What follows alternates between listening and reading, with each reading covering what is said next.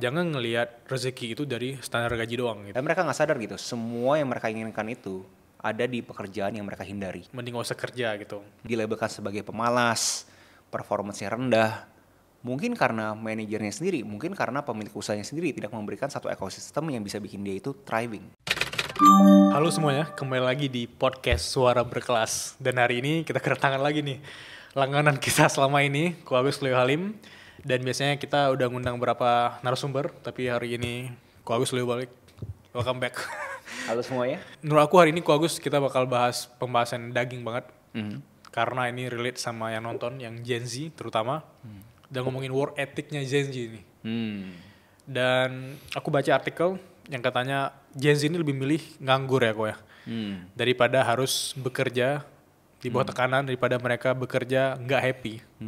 Aku tanya pendapat Ko Agus nih, yang dimana bukan Gen Z. Gimana Ko Agus ngelihat fenomena ini? Aku lihat aku sebagai milenial ya. Gen Z ini kan sekarang ini per hari ini lagi masuk ke dunia kerja kan, dunia corporate.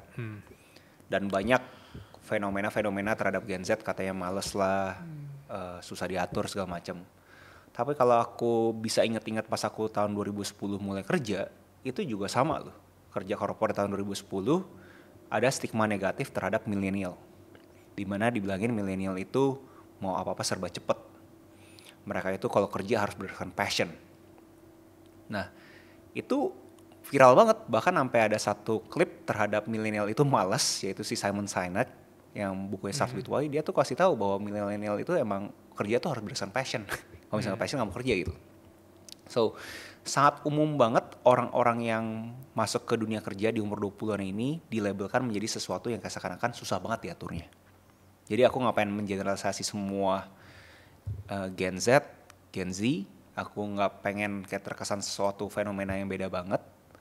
Tapi yes, kalau ditanyain anak-anak 20-an yang begitu masuk kerja, tanpa melihat dia punya generasi, memang anak-anak 20-an itu begitu masuk kerja jelas ya pasti tanda kutip kaget. Aku yakin kamu kalau misalnya pertama kali masuk ke dunia korporat, kamu agak kaget gak gitu? Iya, karena sistemnya yang terlalu kuat gitu ya. Jadi kayak tiba-tiba ada aja gitu hal-hal yang di luar kontrol kita, misalnya kayak waktu lembur segala macam itu orang kaget gitu. Iya, apalagi kita ngomongin mungkin korporat yang bener-bener udah strukturnya rapi banget. Dan pas strukturnya udah rapi berarti kan ada manajer. Nah manajer ini kan sifatnya manage, bukan eksekusi kan. Dia punya to-do list ya memanage, memastikan semua sekian banyak aktivitas terjadi. Jadi buat orang-orang Gen Z ini yang ngelihat bahwa anjir itu cuma ngemeng doang nih. Terus abis itu manajernya micromanage. Lu jam segini apa nih? Udah beres belum gitu? Pasti Gen Z berasa apaan sih gitu kan. Nah jadi menurut aku itu sangat wajar terjadi dinamika antara manajer sama staff sih.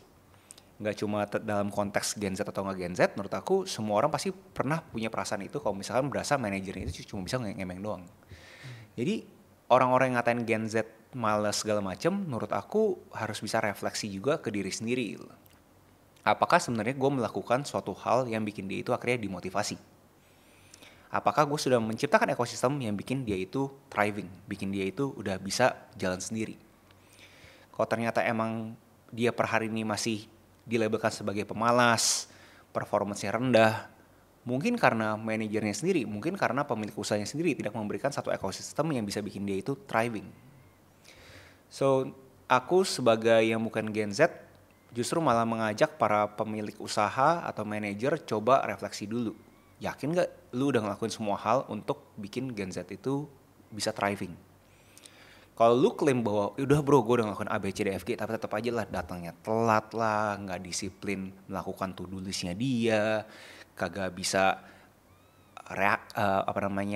proaktif. Gimana bro gitu kan ya.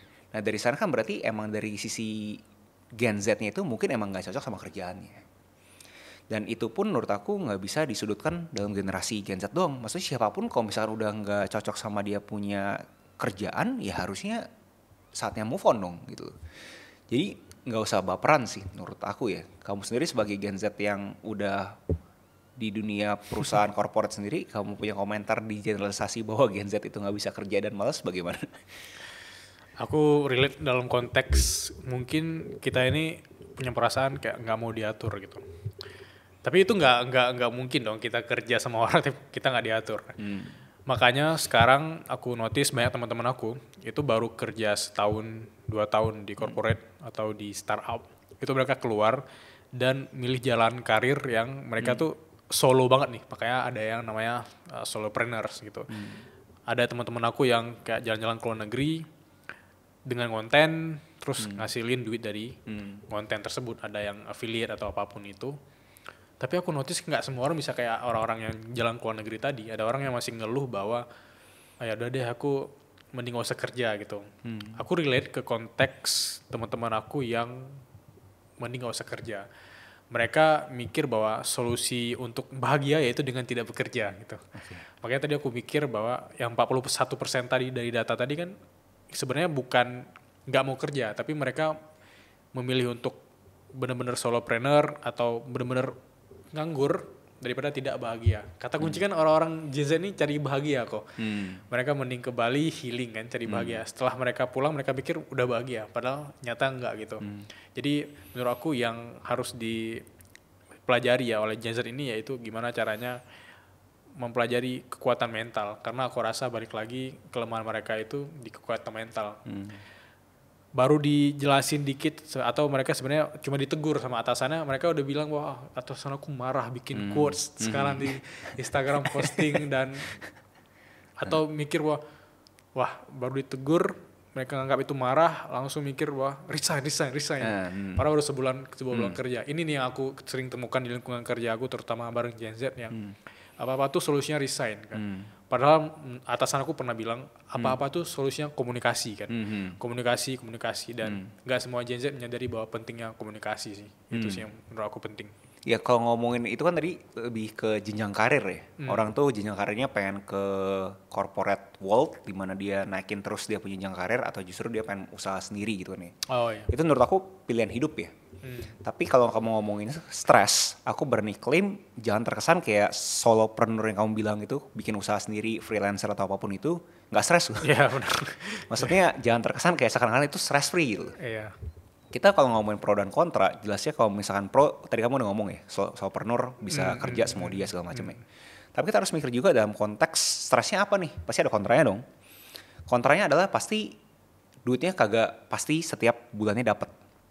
Kenapa kan semua udah berdasarkan kita punya kemampuan. Kalau misalkan kemampuan kita itu cuma bisa 3 juta setiap bulannya, ya cuma 3 juta doang contohnya. Berarti kan dia harus upgrade terus dirinya dia. Dan itu suatu stres juga bahwa anjir kok gue cuma bisa masukkan 3 juta doang gitu loh.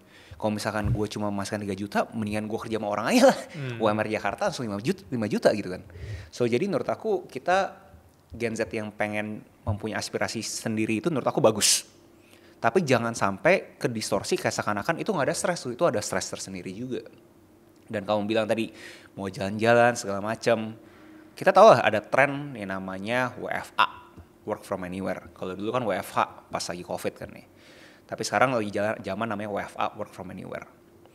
Menurut aku itu tren bagus karena secara makro ya. Karena kita lihat itu tren menjunjung tinggi as long lu punya output. It's okay, lu mau kerja dimanapun terserah. Yang penting lu punya outputnya gitu. Menurut aku itu suatu budaya kerja yang self-driven. Pokoknya gue tanggung jawab sama output gue, I will do this. Menurut aku itu bagus. Tapi akan jadi salah kalau misalkan kalian WFH terus outputnya nggak jadi. Terus kalau ditegur kalian baper. Iya. Itu menurut aku yang sangat salah banget, salah kaprah di dunia Gen Z ini nih. Atau lebih tepatnya dunia 20-an lah, yang early 20s yang baru pertama kali kerja. Jadi apakah kalian WFA, WFH sama work from office juga WFO, pasti ada pro dan kontranya gitu. Mungkin yang Gen Z nggak bisa relate adalah work from office-nya gitu kan. Ya gue ngapain ya kerja di satu meja, abis itu kerja jam 9 atau jam 5 gitu kan ya. Tapi kan kita lihat bahwa itu kan ada budayanya, ada budaya kantornya, kenal kiri dan kanan. Benar. Layaknya orang sekolah lah gitu. Orang berasa pasti tatap muka sama guru lebih bagus dibandingkan sekolah di rumah.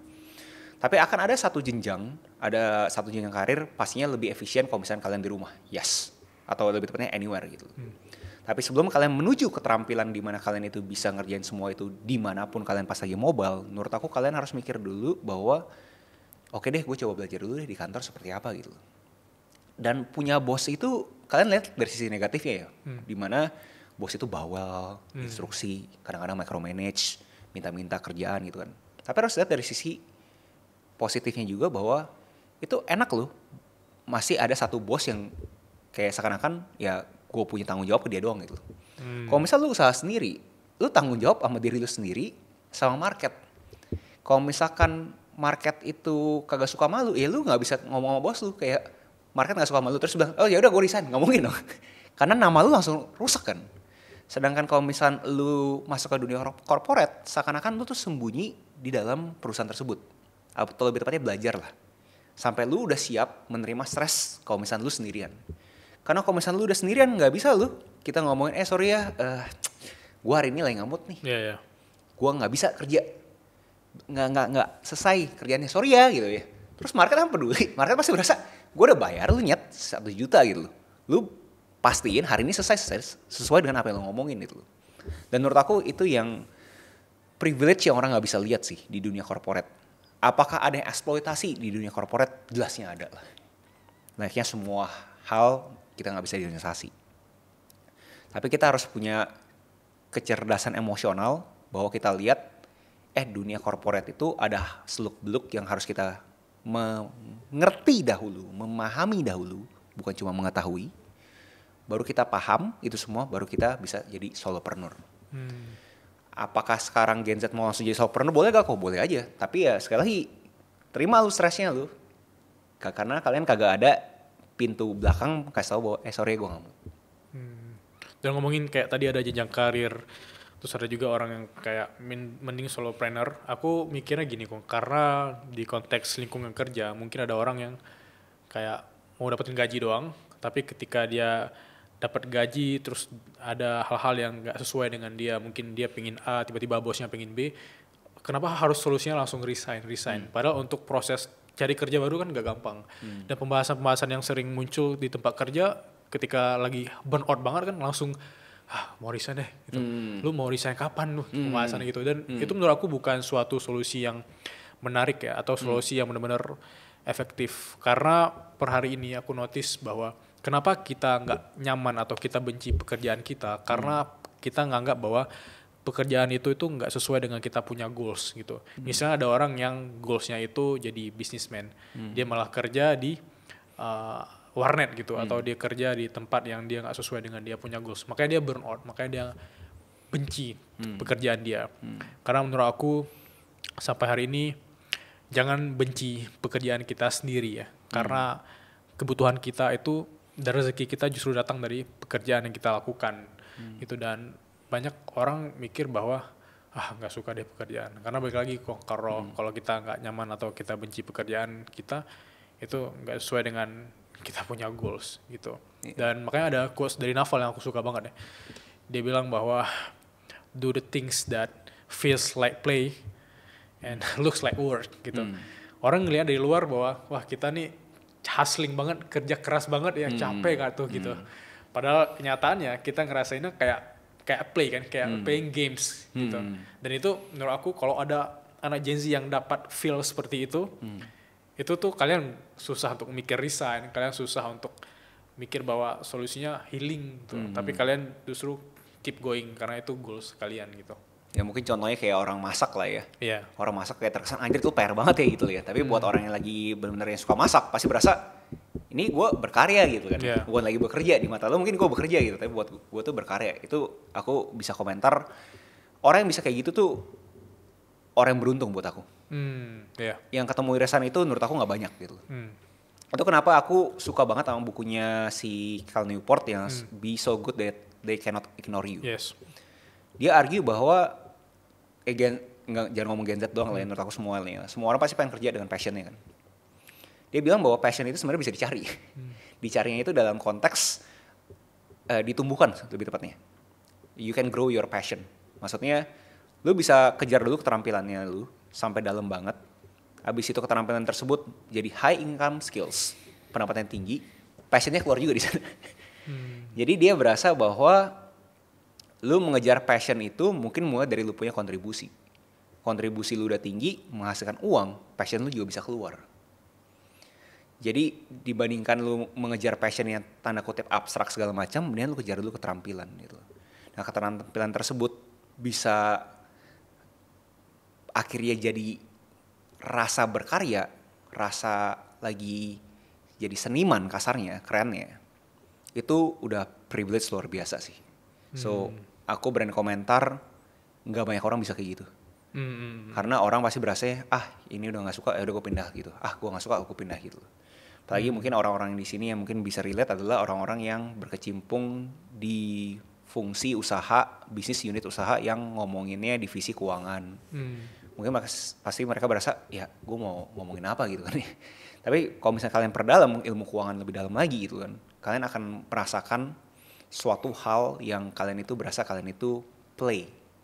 Karena keterampilan kalian itu makin dalam banget sampai akhirnya duitnya datang dan habis itu kalian berasa gue happy nih ngelakuin ini semua gitu. Itu argumen yang paling menurut aku semua Gen Z bisa relate sih menurutnya. Itu juga tadi aku kebayang gini, karena banyak Gen Z ya, teman-teman aku sering bahas ini ke aku, dan aku juga dapat insight menarik dari mereka. Ada yang bilang gini, ada yang bilang bahwa jangan ngelihat rezeki itu dari standar gaji doang gitu. Ada orang yang gajinya 5 juta, tapi dia punya waktu luang yang banyak untuk dia sendiri, dia punya kesempatan belajar, growing, dia punya kantor, dan dia juga punya kesehatan untuk olahraga, dia masih punya keluarga yang sehat. Itu 5 juta, tapi itu kan rezeki banget itu. Ada orang yang gajinya 10 juta, itu sakit-sakitan, itu harus berurusan ke rumah sakit, harus apotik, dililit utang segala macam. Ini kan menurut aku mending aku pilih 5 juta tadi. Jadi orang ngelihatnya bahwa gaji itu hanya bentuk nominal yang mereka dapatin setiap bulan. Tapi mereka nggak lihat dari rezeki kesehatan, nggak lihat dari rezeki keluarga segala macam. Dan ini nih harus Gen Z punya mindset gitu.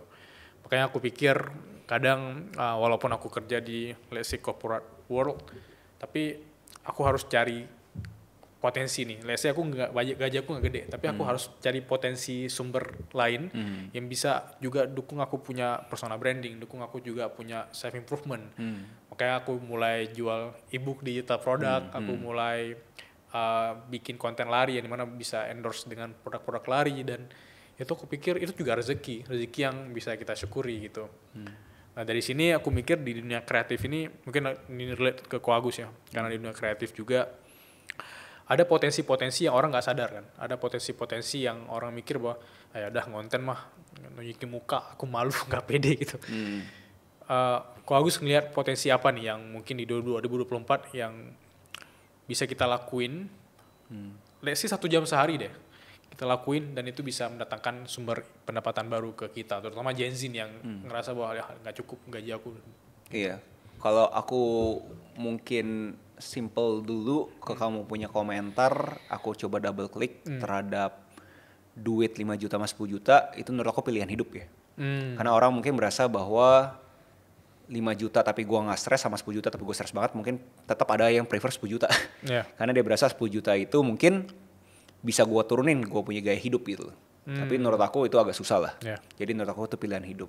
Tapi yang aku setuju secara makro adalah namanya kita punya uang semakin banyak, stres kita juga makin banyak. Karena kita nggak ngomongin cuma stres dalam diri kita juga loh. Maksudnya kalau misalnya kalian punya usaha sampai 100M, 200M, sampai 1T, 2T, 5T, berarti kan kalian sudah mempekerjakan sekian banyak orang. Karena kan berarti kan nilai tambahnya kalian di masyarakat itu bernilaikan rupiah tersebut. Berarti lapangan pekerjaan kan juga banyak. Jadi sekian banyak orang yang bergantung sama dirinya kalian untuk bisa memastikan mereka itu bisa punya penghasilan. Jadi itu stres juga makin banyak gitu. Benar. Jadi pilihan kalian itu mau stres yang seperti apa? Kalau ditanya terhadap Gen Z sekarang lagi ada tren apa segala macam, menurut aku pokoknya kalian harus mikirin sebelum resign, mikirin dulu learn, earn, and fun. Learn, earn, and fun ya. Aku tetap teguh di sana. Learn, kalian itu di situasi sekarang kalian belajar gak? Earn, kalian menghasilkan gak? Fun, kalian berasa kalian itu happy gak di sana? Kalau misalkan punya 3-3-nya, congrats, kalian luar biasa banget. Kalau punya 2, umum. Punya 1, boleh mikir.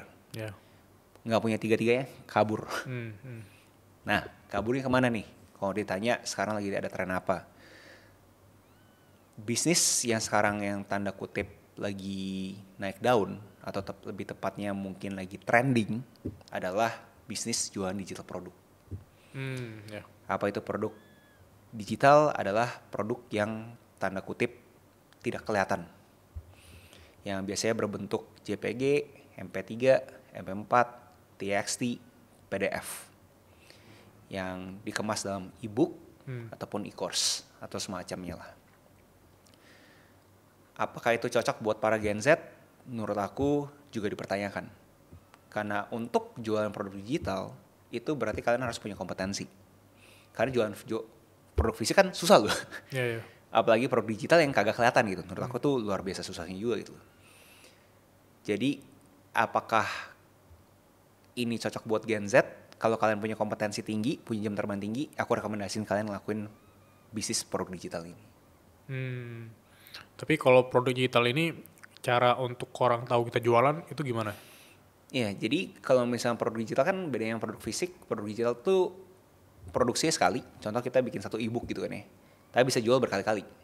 Kenapa bisa gitu? Karena kan kalau misalkan produk fisik kayak kaos, kita harus jual berkali-kali, berarti produksi juga harus berkali-kali. Yeah. Kalau misalkan produk digital kagak gitu.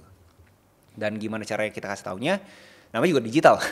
Digital semua funnelnya berarti dari sosial media. Jadi kita harus mempunyai suatu online presence dulu. Online presence-nya kita udah kuat, kita jualan digital produk. Ya aku sering nonton di trending reels ya.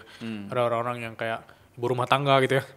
Ada ibu-ibu yang jadi guru, bahkan mereka melebihi kapabilitas mereka sebagai, mereka itu siapa? Misalnya mereka tuh guru yang gajinya let's say 3-5 juta per bulan. Tapi mereka benar-benar kayak aku tadi, mereka mikir cara solusi di luar gaji. Mereka bisa dapetin ada yang 2 digit, ada yang bahkan 3 digit. Sebenarnya aku pertama nggak percaya, tapi setelah aku ada orang yang aku kenal langsung, ternyata benar dan ternyata efektif gitu. Oke, menurut aku ngomongin tadi konteksnya pengembangan diri dan kreativitas ya kok. Itu ada orang yang mikir bahwa ada orang yang punya kapabilitas atau dia punya value yang besar di masyarakat.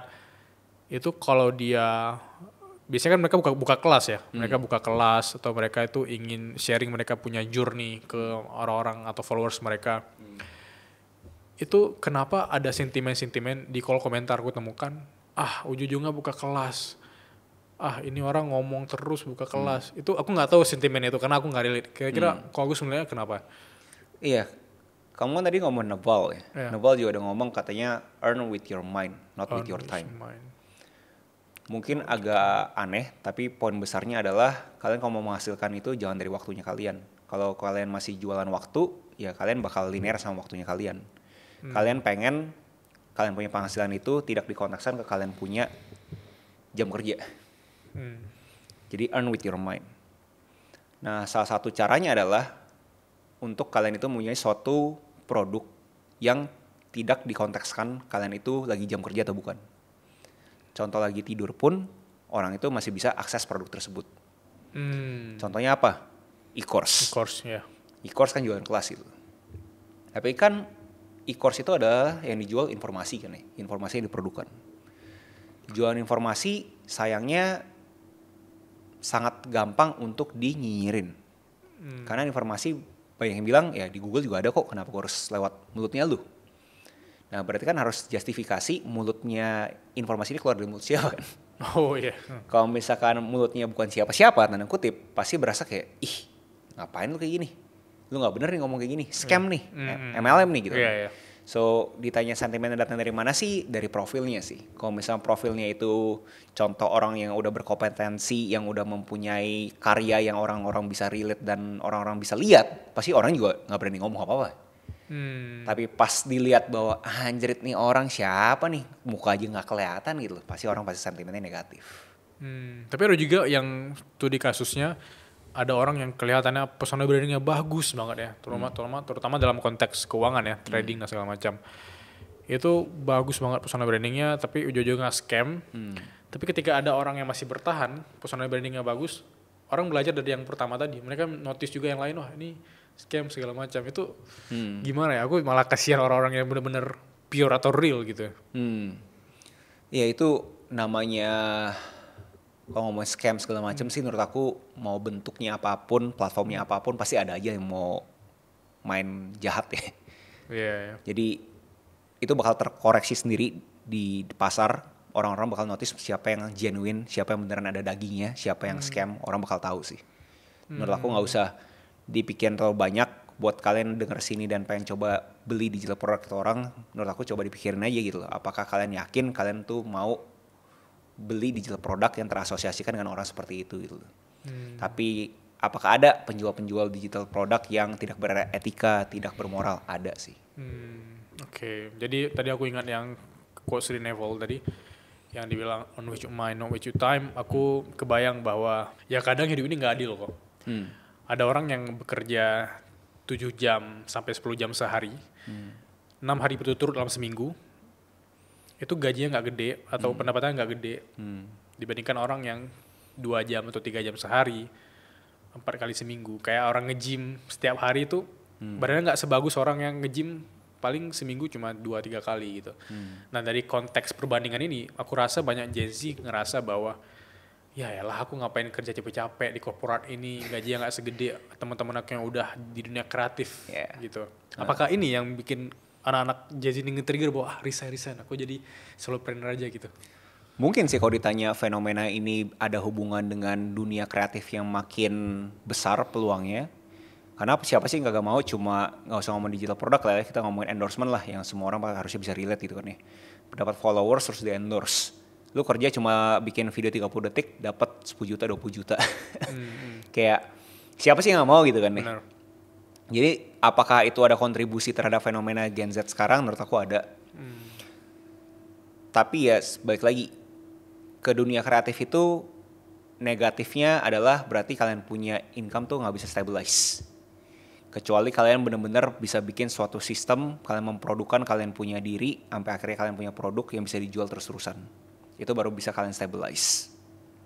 Menurut aku buat Gen Z yang sekarang lagi pikir apa gue ganti jenjang karir aja ya, kayak ini mungkin udah gak worth it buat gue. Kalian harus mikir kalian itu tipe orangnya seperti apa. Apakah kalian tipe orangnya yang gaya hidupnya itu bisa berubah-berubah, kadang bisa naik, kadang bisa turun. Karena kalau misalkan kalian itu tipe gaya hidupnya tinggi terus, kayak kalian, gue gak mau nih bulan 1, bulan 2, bulan 3 ya gue punya gaya hidup harus naik terus gitu kan ya. Nah itu aku mungkin bisa bilang gak cocok di dunia kreatif. Kenapa? Karena begitu gaya hidup kalian naik terus tapi mendadak ada satu titik kalian turun, ya habis kalian kan, boncos gitu kan. Kalau misalkan kalian itu yang tipenya tenang bro, gue orang yang bisa kontrol, gue bisa memastikan gue bisa stagnan di tahun gitu kan. Itu menurut aku cocok di dunia kreatif.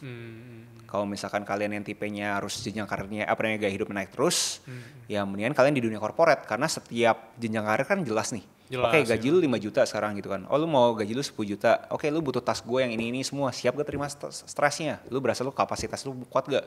Oh, lu mau coba, ya udah gue kasih 3 bulan. Kalau misalkan lu mencapai KPI ini, gue kasih lu 10 juta. Dan seterusnya lagi. Jadi tergantung profilnya sih. So, itu adalah podcast berkelas. Kalau kalian mau tahu kelanjutannya full episodenya, kalian bisa cek link di deskripsi. Buat kalian yang agak bingung kenapa mendadak kita ngomongin podcast, karena kalau kalian kagak tahu, gue tuh punya kreator masterclass. Gimana gue kasih tau kalian gimana caranya menjadikan konten kreator itu profesinya kalian. Dan abis itu gue ketemu satu peserta gue yang namanya Bilal Faranov. Akhirnya dia berhasil menjadikan konten kreator itu profesinya dia. Lalu abis itu kita melakukan suatu inisiatif di mana kita menjadikan suatu studi kasus lagi, di mana kita akan kasih tahu bahwa ini semua bukan keberuntungan. Kita bikin satu akun namanya Sekelas, Sekolah Kelompok Malas. Dan alhasil meledak banget, seperti yang kalian bisa lihat insight-nya. Banyak banget komentar-komentar terhadap minta kita bikin podcast. Dan akhirnya Bilal merealisasikan wacana tersebut. Buat kalian pengen dengerin full podcast ya, bisa cek juga ke link di deskripsi. And apa tuh komentarnya kalian? Coba share aja kalian berasa lebih bagus kayak gimana, topik apa yang menurut kalian cocok untuk kita bahas. Kita mempunyai harapan sangat besar untuk bisa memberikan sesuatu yang beda di dunia podcast Indonesia. So itu aja video hari ini. Jangan lupa like, comment, subscribe, nyalain notifnya, share ke teman kalian. I'll see you in next video. Salam kreatif. Stay classy.